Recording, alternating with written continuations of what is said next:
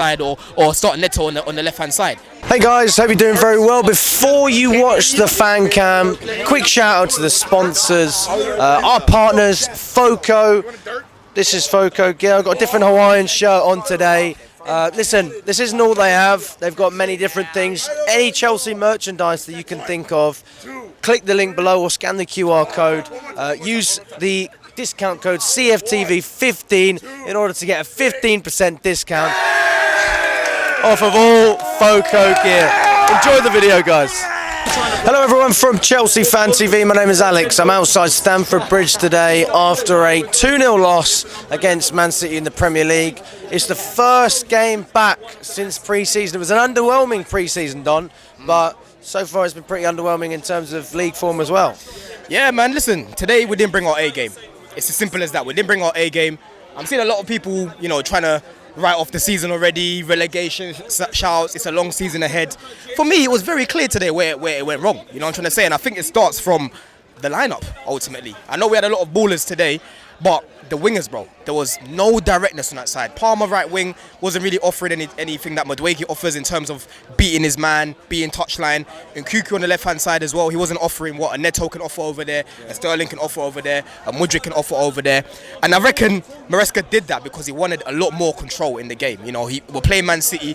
They didn't have a Rodri, but he was obviously overthinking it. That's why he played Enzo, Caicedo and Lavia. And for me, that midfield does not work together because Enzo's not a 10. To play in that position, I was telling you, because we're sitting next to each other, to play in that position, a lot of the things that 10s do are on instinct, bro. You need to think before you even get the ball.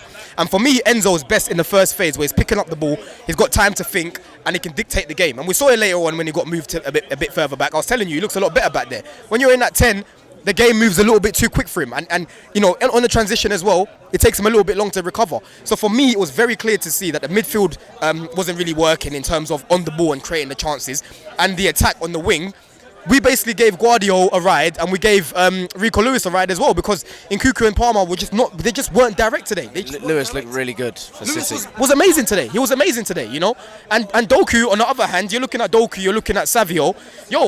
This is probably Gusto's worst performance in the Chelsea top. He got absolutely fried today, absolutely fried. And for me, I love Gusto. Very good defensively in one-on-one. But today, Doku had him. Yeah, Doku absolutely had him. Savio was giving Cucurella problems on that side as well. So for me, that's how I was visualising Chelsea playing today. I thought we'd have at least one direct winger. Maybe Madueke starting, or maybe start a Mudryk on the other side, or start Neto on the left-hand side.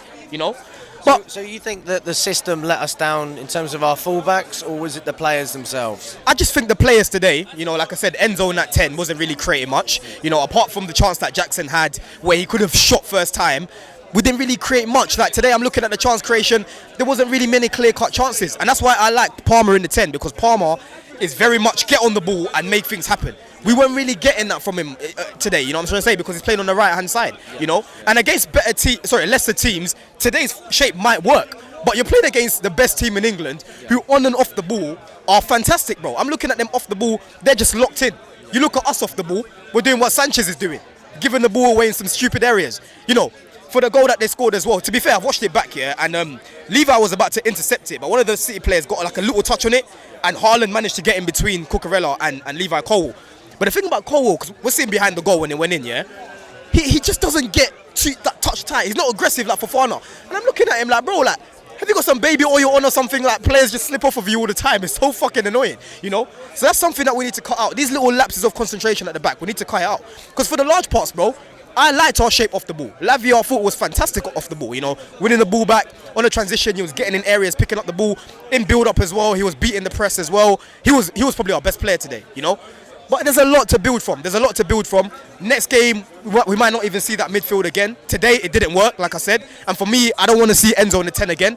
I know he's our captain, but sometimes just try something else. He ain't got to start every single game, because for me, he just does not work in that 10. Well, if you play Lavia, Caicedo, you can't fit Enzo in without playing him out of position. You can't, but that's the thing though, because our squad's so big, there's so many lineups he can go with. He can, one game he might choose to invert a fullback. Another game he might put Enzo, Caicedo and Lavia, but have Enzo and Caicedo as 2 8s, for example. He might start Dewsbury Hall. He might start Nkuku there. He might start Palmer there. We don't know. That's why today it was very hard to predict the lineup. But it was very clear to see that today, that plan didn't work. It didn't work. But it wasn't wasn't like a performance that I'm looking at and I'm thinking, oh my gosh, like that's the end of it. There's clearly things to learn from.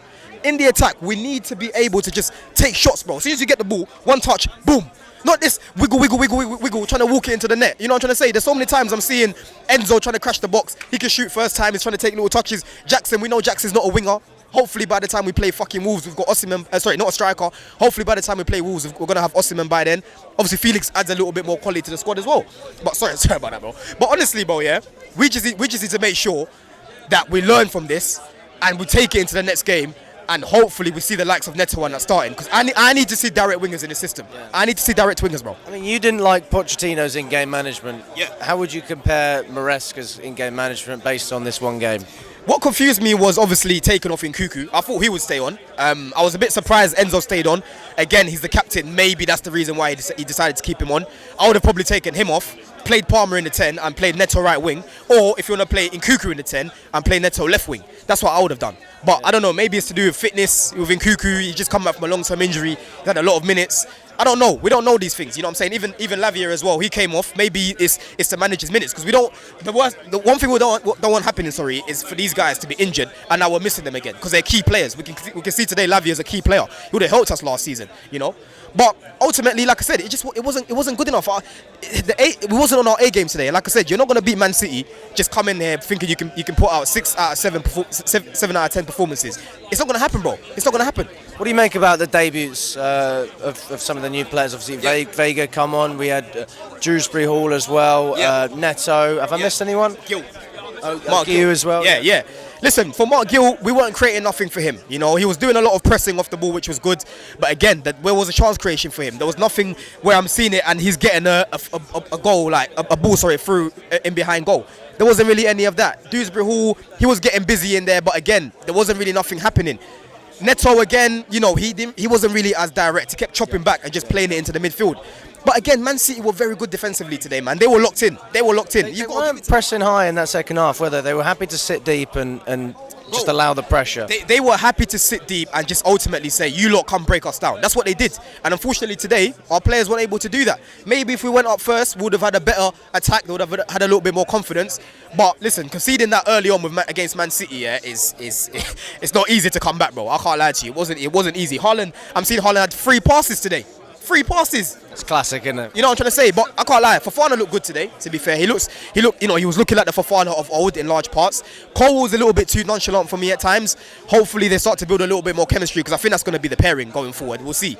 But yeah, man, there's a lot to build from this. There's a lot to build from, 100%. What about the goalkeeping situation? I mean, before the game, I did an interview with a random channel, and they asked me to name all the players that Chelsea signed. I went, how many of them are goalkeepers? Honestly, I can't remember half of them, but it just doesn't make any sense to me, because we've signed all these new keepers, and you got Sanchez starting again in goal. I know, man. I think what it is, they're waiting for Sanchez to make a mistake. You know what I'm trying to say? Like, for me, Jorgensen is miles better than this guy on the ball. And sitting behind the goal, the fucking distribution between Ederson and Sanchez is night and day. Sanchez doesn't know how to play a long-range pass, bro. Every time he does it, it just goes off the pitch or it goes straight back to the opposition.